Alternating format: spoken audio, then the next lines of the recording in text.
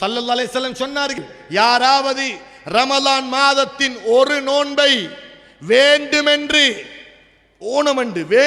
Intentionally விட்டுட்டாரண்டா, நோய் அல்லது வேறு வேறு காரணங்கள் இல்லாம வேண்டுமென்று ரமலான் மாதத்தில் உள்ள நோன்புல ஒரு நோன்பை யாராவது விட்டுட்டார் என்று சொன்னா அவர் பிறகு இன்னொரு நேரத்தில் புத்தி வந்து ரமலான் பெருமதியை விளங்கி மௌத் வரையில் இந்த நோன்பை ஃபுல்ஃபில் பண்ணுவதற்காக, இந்த நோன்பை ஜபர் செய்வதற்காக, கவர் பண்ணுவதற்காக மௌத் வரையில் ஆயுள் பூராக நோன்பு பிடிச்சாலும் ரமலான் மாதத்தில் வந்த ஒரு நோன்புக்கு ஈடாகாது.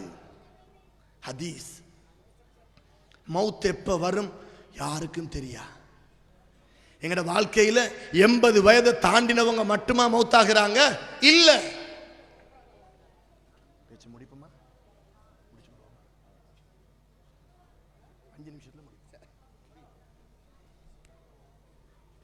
ரமலான் மாதத்தில் விசேஷமாக அல்லாஹ்வை மறக்க கூடாது,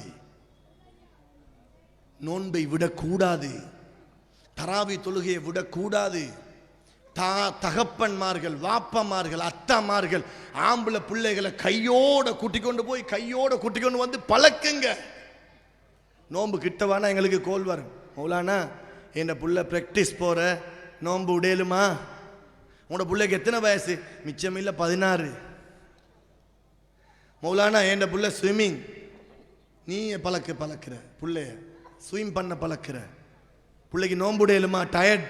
பிள்ளையோட நண்பர்கள் எல்லாம் நோன்பு பிடிக்காத அந்நியர்கள், அவங்க எல்லாம் தின்றாங்க குடிக்கிறாங்க.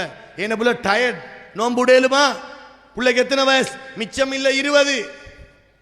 இங்க படிச்சு முடியும் வரையில பாவம் பாவம் பாவம் என்று பிள்ளைகளை சுபகுத்தொலை எழுப்பாம அப்படியே படுக்க விட்டுட்டு நோன்பு வார நேரத்தில் பிராக்டிஸ் என்றும் படிக்கிறேன் விளையாடுறேன் சொல்லியும் ஸ்விம் பண்றேன் சொல்லியும் நோன்பை பழக்காம மேல் படிப்புக்கு வெளிநாட்டுக்கு அனுப்பினா தாய் தகப்பண்ட முன்னிலையில தொழாத பிள்ளை, நோன்பு பிடிக்காத பிள்ளை வெளிநாட்டுக்கு போய் அந்நியரோடு பழகும் பொழுது திரும்பி வரும் பொழுது தாய்க்கும் தகப்பனுக்கும் 5 பைசாவுக்கும் பிரயோஜனம் இல்லாத பிள்ளையாக திரும்பி வருகிறது.